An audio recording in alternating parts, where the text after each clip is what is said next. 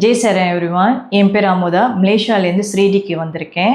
ஆவோசாய் Vijili team வந்துட்டு பாபா என் வாழ்க்கையில் எப்படி வந்தார், பாபாவோட ஷேரிங் எக்ஸ்பீரியன்ஸ் ஷேர் பண்ண சொல்லி எனக்கு இன்றைக்கி கூப்பிட்ருக்காங்க. என்னோடய வாழ்க்கையில் வந்துட்டு பாபா எப்படி வந்தார்னா 2009 பாபா என் வாழ்க்கையில் வந்தார். எனக்கு அந்த டைமில் வந்துட்டு இக்கட்டான ஒரு சுச்சுவேஷனில் நான் கடந்து போய்கிட்டு இருந்தேன். அப்போ வந்துட்டு நீங்கள் பார்த்தீங்கன்னா நான் காலேஜ் படிச்சுட்டு இருந்தேன். காலேஜ் படிக்கிற போது 6 மாதம் ப்ராக்டிக்கல் நம்ம செய்யணும், வேலை செய்யணும். அப்போ என்னோடய வீட்டுக்கும் நான் வேலை செய்கிற இடத்துக்கும் ஒரு மணி நேரம் கூட வரும். நான் வெளினாவே என் வேலை இடத்துக்கு நான் போயிடுவேன்.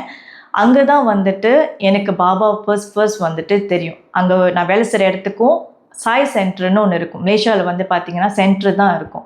பாபா சென்டர் அங்கே இருக்கும். பாபா சென்டருக்கு போயிட்டு காலையில் டெய்லியுமே நான் வேலைக்கு போகிற முறையும் பாபா சென்டருக்கு போயிட்டு அங்கே தான் நான் சில பேர் பார்த்தேன். அவங்க நிறைய விஷயம் சொன்னாங்க. என்னோடய குடும்பத்தில் நீங்கள் பார்த்தீங்கன்னா யாருமே பாபா டிவோட்டி கிடையாது, பாபா பக்தர் கிடையாது. நான் தான் ஃபர்ஸ்ட் பாபா என்னோடய வீட்டுக்கு கூட்டிகிட்டு வந்தது. சாய் சச்சரதா படிக்கிறதா இருக்கட்டும், ஸ்தவன் மஞ்சரியாக இருக்கட்டும், இந்த மாதிரி நிறைய விஷயம் எனக்கு அங்கே இருக்கிறவங்க எனக்கு சொன்னாங்க. நீங்கள் பார்த்தீங்கன்னா அதுக்கப்புறம் நிறைய லீலைகள் பாபா செஞ்சுருக்காரு. நான் சொன்னேன் இல்லையா, பாபா என் வாழ்க்கையில் வர்றதுக்கு முன்னுக்கு எனக்கு நிறையா ஒரு இக்கட்டான ஒரு சுச்சுவேஷன் இருந்துச்சு. அதுலேருந்து என்னை உயிர் போகிற நிலைமையில் இருந்துச்சு. மீண்டும் கொண்டு வந்தது சாகி தான் கொண்டு வந்தார். அது உயிரே போயிருக்கும்.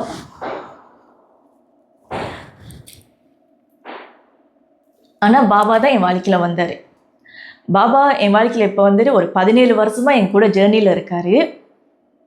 நிறைய விஷயம் எனக்கு செஞ்சுருக்காரு, நிறைய கொடுத்துருக்காரு. நான் கேட்காம நிறைய விஷயம் கொடுத்துருக்காரு, நிறைய மாற்றம். 2017 எனக்கு ஒரு அலுப்பு கிடச்சி. எனக்கு கூட வேலை செய்கிற அக்கா மூலிமா, கோமதி அக்கா மூலிமா எனக்கு ஒரு அலுப்பு கிடச்சி ஸ்ரீடிக்கு. அப்போ நான் எங்கள் அம்மா கூட்டிகிட்டு வந்திருப்பேன். எங்கள் அம்மா கூட்டிகிட்டு தடவையாக நான் ஸ்ரீடிக்கு வரேன். ஸ்ரீடிக்கு வந்தோடனே அந்த வைப்ரேஷன் என்னால் சொல்ல முடியாது. பாபா சரியாக கூட என்னால் பார்க்க, அப்போ க்ரௌடட் ரொம்ப ஜாஸ்தியாக இருந்துச்சு. இருந்தாலும் ஒரு மன திருப்தி, பாபா பார்த்துட்டோம் அப்படின்னு சொல்லிட்டு ஸ்ரீடிக்கு அது ரொம்ப நாள் நான் ஸ்ரீடிக்கு வரணும்னு ஆசைப்பட்டேன். அந்த அக்கா மூலிமா தான் எனக்கு ஒரு காலிங் கிடச்சி ஸ்ரீடிக்கு. அப்போ எங்கள் அம்மா எனக்கு அந்த டைமில் ஒரு 30 வயசு, நான் கல்யாணம் வேணான்னு சொல்லிட்டு இருந்தேன். எங்கள் அம்மா ஃபர்ஸ்ட் ஸ்ரீடிக்கு அவங்க என்ன கோரிக்கை வச்சாங்கன்னு தெரியல. த நெக்ஸ்ட் இயரே எனக்கு திருமணம் ஆகிவிட்டது. அவருமே ஒரு பாபா டிவோட்டி தான். அவர் 2016 ஸ்ரீடிக்கு வந்திருப்பார். நான் 2017 ஸ்ரீடிக்கு வந்திருப்பேன். ஸோ இந்த மாதிரி ஒரு பாபா தான் எங்களை சேர்த்து வச்சுது. இப்போ என்னோடய கல்யாண வாழ்க்கை 8 வருஷமாக நல்லா பாபாவோட அருளால் நல்லா போய்கிட்டு இருக்கு, பாபாவோட பிளெஸ்ஸிங்கோட. இதை தவிர்த்து பாபா என் வாழ்க்கையில் கேட்காம நிறையா செஞ்சுருக்காருன்னு நான் சொன்னேன். நிறைய நம்பிக்கை பொறுமை எனக்கு சொல்லி கொடுத்துருக்காரு. நானும் இந்த பாபா கேட்டிருக்கேன், ஏன் பாபா இது நடக்கலை, ஏன் பாபா அதுக்கு எனக்கு இவ்வளோ நேரம் எடுக்குது ஒரு விஷயத்துக்கு, ஏன் இவ்வளோ தாமதமாக ஆகுதுன்னெலாம் நான் கேட்டிருக்கேன் பாபா. நான் ஏசியிருக்கேன், ஏன் பாபா. ஒரு கட்டத்தில் அந்த பாபாவோட பாண்டிங் ரொம்ப தூரமாக போன மாதிரி இருந்துச்சு. ஆனால் பாபா என்னை என்றைக்குமே விடலை, கெட்டியாக பிடிச்சிட்டாரு. நான் ஒரு விஷயம் தான் பாபாட்ட சொன்னேன், பாபா நான் உன்னை விட்டாலும் என்னை விடாது பாபா, உன்னை விட்டாலும் என்னை விடாது பாபா, என் கடைசி மூச்சு இருக்கிற வரைக்கும் உன் பேர் நான் சொல்லிக்கிட்டே இருக்கணும். அவ்வளோ விஷயம் எனக்கு அந்த மகன் கொடுத்துருக்காரு. ஒரு விஷயம் இல்லை, 2 விஷயம், அவ்வளோ விஷயம் எனக்கு கிடச்சிருக்கு. அதில் என்னை கல்யாணம் பண்ணி 8 வருஷம் எனக்கு குழந்தை இல்லை. ஆனால் நான் 3 வாட்டி நான் ப்ரெக்னென்ட் ஆகினேன். பாபாவோட பிளெஸ்ஸிங்கோட ப்ரெக்னென்ட் ஆகினேன். எனக்கு 7 வாரத்தில் மிஸ்கேரேஜ் ஆயிடுச்சு. அப்பயும் நான் பாபா குறை சொல்லலை. பாபா எது செஞ்சாலுமே என் நல்லதுக்கு தான் செய்வார்னு அந்த நம்பிக்கை எனக்கு பாபா மேலே இருந்துச்சு. அந்த நம்பிக்கை பொறுமையை அந்த மகன் வாழ்க்கையில் எவ்வளோ துன்பப்பட்டாலுமே நீ கடந்து தான் ஆகணும், இதுலேருந்து நீ இதை அனுபவிச்சு தான் ஆகணும் அப்படின்னு நான் அது கற்றுக்கிட்டேன். அது 2019 எனக்கு ஃபர்ஸ்ட் மிஸ்கேரேஜாக ஆணுச்சு. 2வது பார்த்திங்கன்னா 2022 எனக்கு பேபி வந்தாங்க. மறுபடியும் ப்ரெக்னென்ட் ஆகினேன். ப்ரெக்னென்ட்டாக ஆகும்போது 6 மாதம் தான் அந்த ப்ரெக்னென்சி எனக்கு தாக்கு பிடிச்சிச்சு. பேபி வந்து அப்நார்மலாக இருக்காங்க. அப்பயும் நான் பாபா மேலே பாரத்தை போட்டேன், பாபா காப்பாற்றி கொடுப்பாரு அப்படின்ட்டுன்னு. ஆனால் என் ஹஸ்பண்ட் ரொம்ப பயந்தார். எனக்கு ஏதோ ஆயிரம் சொல்லிட்டு அவர் வந்துட்டு என்னை அட்மிட் பண்ண சொன்னதுனால பேபி வந்துட்டு இது பண்ணிட்டாங்க, அபார்ட் பண்ணிட்டாங்க. ப்ரெக்னென்சி வந்து டெர்மினேட் பண்ண சொல்லிட்டாங்க டாக்டர். ஏன்னா வந்துட்டு பிறந்தாலும் பேபி இருக்காது அப்படின்னு சொல்லிட்டு. அதுக்கு கூட நான் பாபா ப்ளேம் பண்ணலை. எது செஞ்சாலும் பாபா வந்துட்டு என்னோட நம்பிக்கையாக தான் செய்வாங்க. ஏன்னா 6 மாத குழந்தை, அந்த குழந்தைய நான் பெற்றெடுக்கும் போது அங்கே நான் பார்க்குற போது, என் பேபி பார்க்குற போது, அப்போ பாபா என்ன எனக்கு ஒரு தோற்றத்தை கொடுத்தாருன்னா, உன் பையன் எங்கேயுமே போகல, என் கூட தான் இருக்கான்ட்டுன்னு. எப்படி தான் ஏன்னா நான் ஹாஸ்பிட்டலில் இருந்தேன், என் ஹஸ்பண்ட் என் பையனை கூட்டிகிட்டு போய் இது பண்ண போனாங்க. அந்த டைமில் நான் அந்த வீடியோ காலில் பார்க்குறம்போது எப்படி ஸ்க்ரீன்ஷாட் ஆகிடுச்சின்னு தெரியல. அந்த ஸ்க்ரீன்ஷாட்டில் வந்து பார்த்திங்கன்னா என் பையனை இது பண்ணுறாங்க, அவரோட பாபாவோட ஃபேஸ் என் பையனோட இதில் இருக்குது. அதை நான் இன்னும் வச்சுருக்கேன். அதில் நான் என்ன லேர்ன் பண்ணேன்னா, நீ கவலைப்படாத உன் பையனை பற்றி, நான் இருக்கேன் உனக்கு அப்படின்னு பாபா சொன்ன மாதிரி ஒரு உணர்வு எனக்கு. அந்த 2022 முடிஞ்சு எனக்கு இப்போ போன வருஷம் நடந்த ஒரு விஷயம் என்னென்னு பார்த்தீங்கன்னா, 3ஆவது தடவையும் நான் ப்ரெக்னென்ட் ஆகினேன். பாபா வந்துட்டு ஷிரடிக்கு போயிட்ட பிறகு நான் மாதமாக ஆகினேன். 3ஆம் மாதம் வந்திருப்பேன் ஷிரடிக்கு. 3ஆம் மாதம் ஷிரடிக்கு வந்தபோது பாபா கையில் எனக்கு தேங்காய் கிடச்சி. பல்கி டைமில் நான் சும்மா டிக்டாக் லைவ் செஞ்சிட்ருக்கிற போது பாபா கிட்ட நான் சும்மா கேட்ட ஒரு விஷயந்தான், பாபா எனக்கு தேங்காய் கொடுக்க மாட்டியான்னு நான் கேட்டேன். அவர் போயிட்டு சாவடிக்கு போயிட்டு திரும்ப வரும்போது, எப்போதும் நீங்கள் பார்த்தீங்கன்னா பல்கி டைமில் விறுவிறுன்னு போயிடுவாங்க. அந்த நின்று அந்த மாதிரி நான் பார்த்ததே இல்லை. இத்தனை வாட்டி நான் வந்திருக்கேன், நான் பார்த்ததே இல்லை. ஆனால் வரும்போது அன்றைக்கி என் மின்னுக்கு நான் லைவ் செஞ்சிட்ருக்கேன். என் மின்னுக்கு வந்துட்டு அவர் நிற்கிறார். அவ்வளோ நேரம் நின்று அங்கே இருக்கிற ஒருத்தர் வந்து தேங்காய் எடுத்து என் கையில் கொடுத்தார். அது எனக்கு பெரிய ஒரு பிளெஸ்ஸிங்காக இருந்துச்சு. நான் கேட்டது பாபாக்கு காது கேட்குது. ஸோ இந்த பேபி விஷயத்துலேயும் பாபா கண்டிப்பாக கொடுப்பாரு அப்படின்ட்டு. அது முடிஞ்சு நீங்கள் பார்த்தீங்கன்னா மறு மாதமே நான் ஷிரடிக்கு முடிஞ்சு மறு மாதமே நான் ப்ரெக்னெண்ட்டாக இருந்தேன். ஆனால் மாசமாக இருந்தது எனக்கு தெரியல, நான் ப்ரெக்னெண்ட்டாக இருந்தது எனக்கு தெரியல. டாக்டர் பார்க்கும்போது மாதவிடை வருது அப்படி சொல்லி ஒரு மாத்திரை கொடுத்தாங்க, கருமுட்டை வளர்ச்சி வளர்கிறதுக்கு. அந்த மாத்திரை வேறு சாப்பிட்டேன். இதெல்லாம் பார்த்தீங்கன்னா எனக்கு என்ன தோணுதுன்னா, அந்த மகனுக்கு தெரியாமல் இருக்குது, அதில் டாக்டருக்கு வந்து கண்டிப்பாக தெரியும். இதெல்லாம் வந்துட்டு எனக்கு நான் அனுபவிக்கணும் போலுக்கு அப்படின்ட்டுன்னு. அந்த டைமில் நான் வந்துட்டு ஹார்ட் பீட் கூட வந்துருச்சு.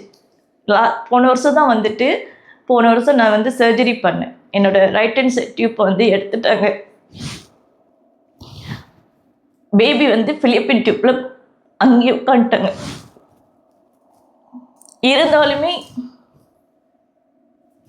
இருந்தாலுமே வந்து பார்த்தீங்கன்னா, அப்பயும் வந்துட்டு ஏன் பாபா எனக்கு இந்த பேபி இப்பயும் வந்து பேபி இதாகிடுச்சின்னு நான் சொல்லவே இல்லை. ஏன் பாபா என் பேபி இப்படி பண்ணிட்டேன், இந்த தடவையும் ஏன் பாபா எனக்கு பேபி கொடுக்கலன்னு நான் கேட்கல. நான் கேட்ட கேள்வி வந்துட்டு, ஏன் பாபா என்னை பார்க்க வரல, ஏன் நீ வரல என்னை பார்க்க, நீ வரணுமே ஏன் வரல, நான் வழியில் இருக்கேன் பாபா, நீ வந்து நீ பார்க்கணும்ல. அப்போ ஒரு விஷயம் வந்து என் தம்பி சொன்னார், எனக்கு தெரிஞ்ச ஒரு தம்பி சொன்னார், மேபி பாபாவுக்கு வந்துட்டு மறுபடியும் உங்களுக்கு இந்த மாதிரி ஒரு சோதனை கொடுக்கணும்னு சொல்லிட்டு அவர் கவலைப்பட்டுட்டு வராமல் இருக்கலாம்க்கா. நான் வந்துட்டு எங்கள் அக்கா வீட்டுக்கு போயிருந்தேன். என்னால் எங்கள் அக்கா வீட்டில் ஒரு வாரம் கூட இருக்க முடியல. எனக்கு ஒரே பாபா மேலே ஏக்கமாக ஆயிடுச்சு. பாபா பார்க்கணும், நம்ம வீட்டுக்கு போனால் தான் பாபா பார்க்க முடியும் அப்படின்ட்டு. வீட்டுக்கு போய் கூட நான் அப்போ கூட பாபாட்ட நான் குறை சொல்லலை. எனக்கு ஏன் பாபா இப்படி ஆக்கிட்டேன், ஏன் பாபா எனக்கு இந்த ஒரு தண்டனை கொடுத்துட்டேன், என்றைக்குமே நான் பாபா கேட்டதே இல்லை.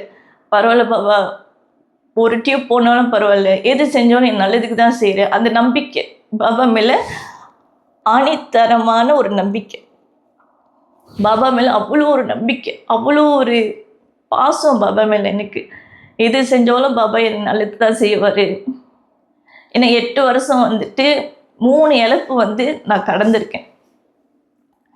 அந்த இதில் வந்துட்டு நீங்கள் பார்த்தீங்கன்னா, என் ஹஸ்பண்டு கூட நான் உட்காந்து சொன்னேன், நம்மளுக்கு பேபி இல்லைன்னு கூட பரவாயில்ல, பாபா யாரும் ஒன்றும் சொல்லக்கூடாது, அதுதான் மெயினாக நம்மளுக்கு வேணும். நம்மளுக்கு பேபி கொடுக்கலன்னா அதுக்குமே பாபா ஒரு காரணமாக தான் இருக்கும். கண்டிப்பாக கொடுப்பாரு. எனக்கு அதுலேயுமே ஒரு நம்பிக்கை, பாபா கொடுப்பாரு.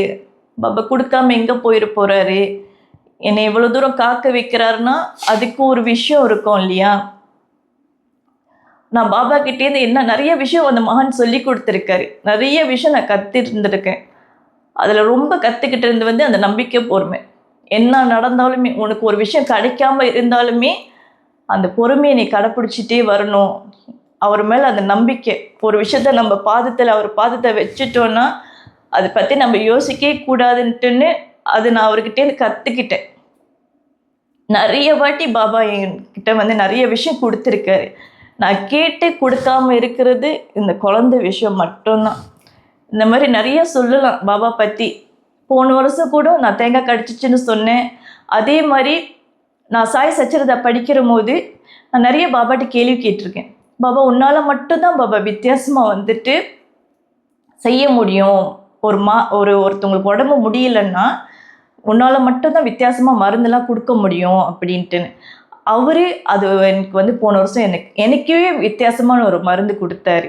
எனக்கு சரியான வீசிங், அஸ்மா. அது 2 வருஷம்தான் அஸ்மா ரொம்ப இருந்துச்சு. எனக்கு சின்ன வயசுலேருந்து அஸ்மா கிடையாது. இப்போ தான் 2.5 வருஷத்துக்கு அஸ்மா. இப்போ போன வருஷம் 3ஆம் மாதம் வரும்போது ரொம்ப ஜாஸ்தியான ஒரு வீசிங் எனக்கு. என்னால் மூச்சு விட கஷ்டமாக இருந்துச்சு. அப்போ துவாரகமாய்க்கு நான் கீழே போகிறேன். கூட ஒரு 4 பேர் வந்திருப்பாங்க. நான் சொன்னேன், துவாரகமாய் கீழே போகிறேன், நீங்கள் வாங்க என் கூட அப்படின்னு. அப்புறம்ட்டு நான் பாபா தரிசனம் பண்ணிவிட்டு துவாரகமாயில் உட்காந்துருக்கேன். என் கூட வந்த பிள்ளை அவங்க துவாரகாமை சுற்றிட்டு வரும்போது அந்த பண்டிட்ஜி என்ன பண்ணார், அங்கே இருந்த கல்கண்டு பாபா கிட்ட வச்சு அந்த கேர்ள்கிட்ட கொடுத்துருக்காங்க. அந்த கேர்ள்கிட்ட கொடுக்குற போது அந்த கேர்ள் என்கிட்ட அந்த கல்கண்டு துவாரகாமையிலே கொடுக்குறாங்க. ஆனால் அந்த கல்கண்டு நார்மலாக நம்மளுக்கு இனிப்பாக இருக்கும். நான் அன்றைக்கி அந்த கல்கண்டு சாப்பிட்ற போது 100 மாத்திரைகள் சாப்பிட்டா எப்படி இருக்குமோ அந்த மாதிரி ஒரு கசப்பு எனக்கு அப்படி இங்கெல்லாம் மறுத்து போயிடுச்சு. இதெல்லாம் மறுத்து போயிடுச்சு. தென் அந்த பிள்ளைகிட்ட போய் கேட்குறேன், நீங்கள் என்ன கொடுத்தீங்க, கல்கண்டு உங்களுக்கு எப்படி இருக்குன்னு கேட்குற போது அந்த கேர்ள்ஸ் சொல்கிறாங்க, அக்கா எனக்கு கல்கண்டு இனிக்குது, நான் சாப்பிட்டுக்கிட்டு தான் இருக்கேன். அதே மாதிரி 4-5 பேருக்கு அந்த கல்கண்டு கொடுத்தாங்க, அவங்களுமே சொல்கிறாங்க இனிக்குது. ஆனால் எனக்கு ஃபுல்லாகவே மறந்துருச்சு. அப்போ நீங்கள் பார்த்தீங்கன்னா என் வீசிங் டச்சு பாபாவோட அருளால் வீசிங் இல்லை இப்போ வரைக்கும். எனக்கு அஸ்மா அந்த இன்ஹேலர் பம்ப், அஸ்மா இருக்கிறவங்களுக்கு தெரியும் அந்த இன்ஹேலர் பம்ப் யூஸ் பண்ணுவாங்க அப்படின்ட்டுன்னு. அந்த பம்ப் நான் யூஸ் பண்ணவே இல்லை. நான் பாபாட்ட ஒன்று சொன்னேன், இந்த பம்ப் வேணாம் பாபா, எனக்கு எப்படியாவது இது வேணாம், எனக்கு இது பாய்க்க வேணாம், எனக்கு கஷ்டமாக இருக்கு, உனக்கு தெரியும் என் நிலைமை என்னது அப்படின்ட்டுன்னு. இதெல்லாம் நான் சாப்பிட்டுட்டு இருந்தேன், அப்படி நான் எப்படி பேபி ட்ரை பண்ணுறது.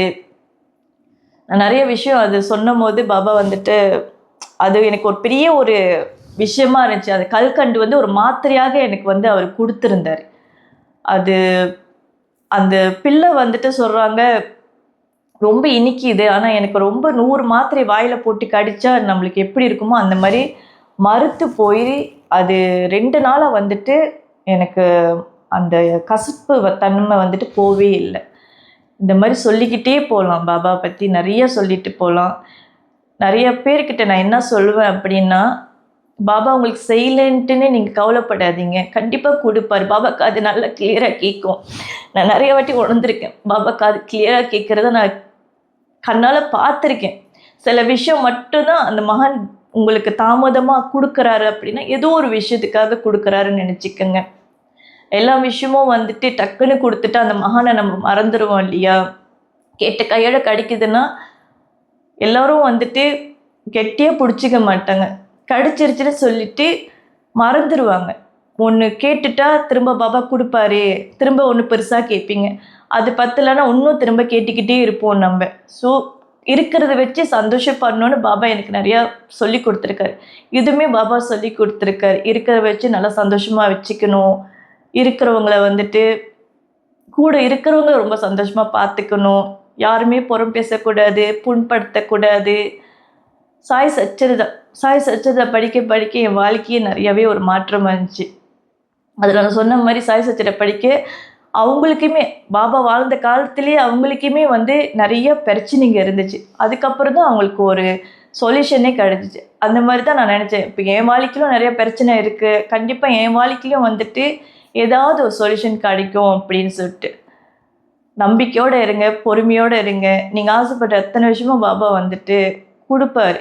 ஸ்ட்ராங்காக நான் அது வந்து பிலீவ் பண்ணுறேன்.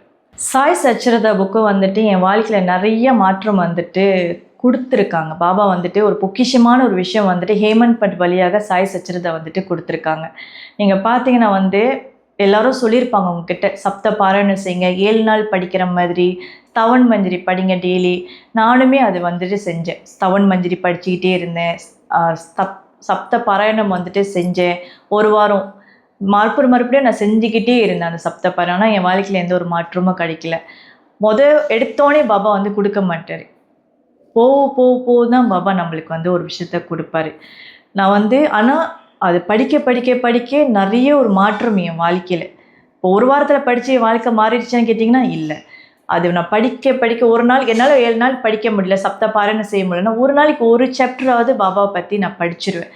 பாபா பற்றி படித்து அந்த கதைகள் வந்து மற்ற ஆளுக்கும் நான் வந்து என் டிக்டாக் லைஃப்பில் வந்து நான் ஷேர் பண்ணியிருக்கேன். இதில் என்ன இருக்குது, பாபா என்ன மெசேஜ் சொல்லியிருக்காரு அப்படின்னு. ஏன்னா நிறைய பேருக்கு அந்த சாய் சச்சரிதா படிக்கிற போது புரிய மாட்டுது. அப்போ நான் அவங்களுக்கு வந்து அதை நான் சொல்லி கொடுத்துருக்கேன். நீங்களுமே வந்துட்டு ஒரு வாரம் படிச்சுட்டு பாபா ஒன்றுமே கொடுக்கல, மாற்றம் வரல அப்படின்னு நினைக்காதீங்க. பாபா கண்டிப்பாக உங்களுக்கு ஒரு மாற்றத்தை கொடுப்பாரு. அந்த நம்பிக்கை, இந்த புக்கை படித்தா பாபா எனக்கு வந்து இந்த புக்கை படித்தா என் வாழ்க்கை மாறணும்னு கிடையாது. இந்த புக்கை படிக்க பாபா என் கூட கெட்டியாக பிடிச்சிட்டு இருக்கிற மாதிரி அந்த ஒரு உணர்வு எனக்கு. பாபா என் கூடயே இருக்கிற மாதிரி இருக்குது. ஏன்னா என்னோடய வாழ்க்கையில் நடந்த கதையெல்லாம் சாய் சச்சரிதாவில் நான் என்னால் படிக்க முடியுது. இப்போ நம்ம சொல்லியிருந்திருப்பேன், என் குழந்தை விஷயத்த சொல்லியிருப்பேன். பாபா கூட இருந்த காலத்திலே வந்துட்டு அந்த அவங்களுக்கெல்லாம் ஸ்டீல் பார்ன் பேபி கூட பிறந்திருந்திருக்கு. ஸோ அதனால் வந்துட்டு அந்த புக்கை படிக்க எனக்கு நம்பிக்கை, அந்த பாபா என் கூட இருக்கார். அந்த ஒரு ப்ரொடெக்ஷன் பாபா கிட்டேருந்து எனக்கு அந்த ஒரு உணர்வு வந்துட்டு எனக்கு கிடைக்கிற மாதிரி இருக்குது. நீங்களுமே வந்துட்டு ஒரு வாரம் படிச்சுட்டு அதுக்கப்புறம் வந்துட்டு ஒன்றுமே நடக்கலைன்னு விட்டுறாதீங்க. டெய்லியுமே படிங்க. உங்களால் ஒரு வாரம் படிக்க முடியலன்னா ஒரு நாளைக்கு ஒரு சாப்டர் படிங்க. ஸ்தவன் மஞ்சரி படிங்க. நிறைய பொக்கிஷன் பாபா கொடுத்துருக்காரு. நாம ஜபம் செய்யுங்க. உங்களுக்கு தெரிஞ்ச நாம ஜபம் செய்யுங்க. ஏன்னா நிறைய பேர் சொல்லியிருக்காங்க இல்லையா, பாபா 7 கடல் தாண்டி வருவார், சாயின்னு கூப்பிட்டாலே போதும் அப்படின்னு. அது என் வாழ்க்கையில் நான் பர்சனலாக பார்த்தது. நான் சாயின்னு மனசால் நினச்சாலே அந்த மகான் வந்து, நான் மலேசியாவில் இருக்கேன், ஸ்ரீடிலேருந்து வந்துட்டு ஓடி வருவார். ஏன்னா என் கூடயே இருக்கார். அது வந்துட்டு நான் அது உணர்ந்துட்டனால தான் உங்களுக்கு சொல்கிறேன். பாபா வந்துட்டு எப்போதும் நம்ம கூடயே இருப்பார் அப்படின்ட்டுன்னு. பாபா நிறைய விஷயம் வந்துட்டு நம்மளுக்கு சொல்லியிருக்காரு. நாம ஜபம் பண்ணுங்கள், ஸ்தவன் மஞ்சரி படிங்க, சாய் சச்சரிதா படிங்க. பாபாவுடைய விஷயம் நிறையவே இருக்குது. இப்போ நான் வந்துட்டு பார்த்தீங்கன்னா மலேசியாவிலேருந்து ஸ்ரீடிக்கு வந்துட்டு என்னால் முடிஞ்ச வரைக்கும் நான் வந்துகிட்டு இருக்கேன். என் ஹஸ்பண்ட் சப்போர்ட் இல்லைன்னா என்னாலுமே வர முடியாது. அவர் வந்துட்டு நீ போ, நான் இருக்க, உனக்கு யார் பற்றியும் கவலைப்படாத, காசு பற்றி யோசிக்காத, யார் என்ன சொன்னாலும் நீ காதில் வாங்கிக்காத, உனக்கு பாபா பிடிக்கும், பாபா உனக்காக ஸ்ரீடியில் காத்துட்ருப்பார், நீ போ ஸ்ரீடிக்கு, பாபா கண்டிப்பாக உனக்கு என்ன நினைக்கிறியோ அது வந்துட்டு நிறைவேறும், நீ இப்போ பாபா கூட டைம் ஸ்பெண்ட் பண்ண. அவர் அப்படி தான் சொல்லுவார், டைம் ஸ்பெண்ட் பண்ணு, உனக்கு என்ன ஆசையாக இருக்கோ அதை செய். அந்த மாதிரி தான் ஆசையை வந்து என்னை 1 மாதம் அனுப்பி வச்சுருப்பார். போன வருஷம் 1 மாதம் எனக்கு வந்துட்டு அந்த குடுப்பனை கிடச்சிச்சு. எல்லாத்துக்கும் குடுப்பனை கிடைக்காதுல. எனக்கு சட்டுன்னு யாரும் அவங்களோட ஹஸ்பண்ட்லாம் வந்துட்டு போயிட்டு வான்னு நான் மலேசியாவில் இருக்கிற போதே ஆளுங்க சொல்லியிருக்காங்க, எங்கள் ஹஸ்பண்ட்லாம் விடவே மாட்டாங்க, எப்படி உங்கள் ஹஸ்பண்ட் விட்டாங்க 1 மாதம் எப்படி விட்டாங்க அப்படின்னு சொல்லிட்டு. அவரே எங்கள் வீட்டில் வந்து 7 பப்பிங்க இருக்குது, 7 டாக்ஸ் இருக்குது. அது வந்துட்டு அவர் தான் பார்த்துக்கிட்டேன், நான் பிள்ளைங்களாம் பார்த்துக்கிறேன், நீ கவலைப்படாத, நீ போய் பாபா கூட ஜாலியாக இருந்துட்டு வா, அவர் இருக்கார் பாரு உனக்காக அப்படின்ட்டுன்னு. ஸோ இதுதான் வந்துட்டு நீங்களுமே கண்டிப்பாக எங்கே இருந்தாலும் சரி, இந்த யூடியூப் சேனல் எங்கே இருந்தாலும் பார்த்தாலும் சரி, பாபா வந்துட்டு கெட்டியாக நம்பிக்கை பொறுமையோடு இருங்க. நிறைய விஷயம் அவர் சொல்லி கொடுத்துருக்காரு. உங்களால் எல்லா விஷயமும் கடைப்பிடிக்க முடியாட்டியும் பரவாயில்ல, அந்த நம்பிக்கை பொறுமை கடைப்பிடிச்சாலும் அதோட பலன் நீங்கள் பார்ப்பீங்க. என் வாழ்க்கையில் நான் பார்த்த மாதிரி நீங்கள் கண்டிப்பாக பார்ப்பீங்க. நன்றி.